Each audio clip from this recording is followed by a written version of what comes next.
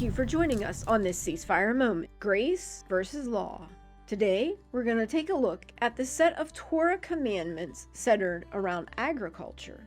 Let's see if there's anything here that we're not able to keep today. Do not harvest the corners of a field, they are for the poor. Do not gather the gleanings of a field, they are for the poor. Do not gather all the olives from the trees, they remain for the poor. Do not gather all the grapes for the vineyard, they remain for the poor. Do not return to pick up a forgotten sheaf from a field, it is for the poor. You can see here, basically all these things are telling you to give to the poor. Do not plant a field with two kinds of seed. Do not plant a vineyard with two kinds of seed. Do not crossbreed different species of animals. Do not work with two different species of animals yoked together.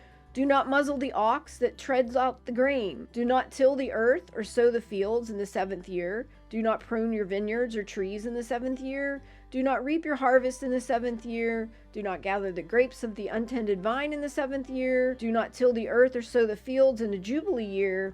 Do not reap the harvest of the Jubilee year. Do not gather the grapes of the unintended vines in the Jubilee year, and the land must not be sold permanent. Let's take this one here because I can see that this is probably one that we would not be able to keep today. But the reality of that is this is talking about God's land. When the Israelites or the Hebrews came into the land, that they were not to be selling it off permanently to anyone because it was his property. You read Leviticus 25, that's what you'll find out. As we continue down through, when we look at the seed, I looked up some things about harvesting and planting, and what I found out is when two kinds of seeds are planted together, that they produce a weaker produce. In general, farmers don't plant a field with two kinds of seed. For these ones regarding to not reap and gather in the 7th year, what I found was when I did my research that this is also something that farmers follow, that although they don't necessarily do it on the 7th year. If you were to look at this article, it said, so should you let a field or garden lie fallow? Yes, crop fields or gardens can benefit from fallowing. Allowing the soil to have a specific rest period gives to replenish nutrients, which can be leached from certain plants or regular irrigated. It also saves money on fertilizer and irrigation. And if you look, there's a movement now that is a no-till movement, and they are planting their crops, and they are planting what they call cover crops.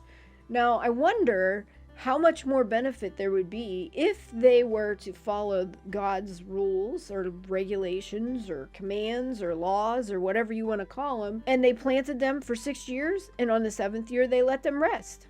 I'd be curious to see what would happen if that was done. In this episode, I'm not seeing anything here under agriculture that I couldn't keep.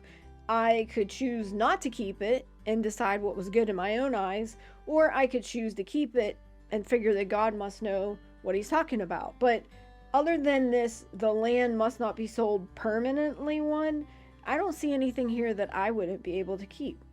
And if you take time to study the tabernacle or Exodus, there won't be this tension. It would be clear to you that you can't have grace without the law.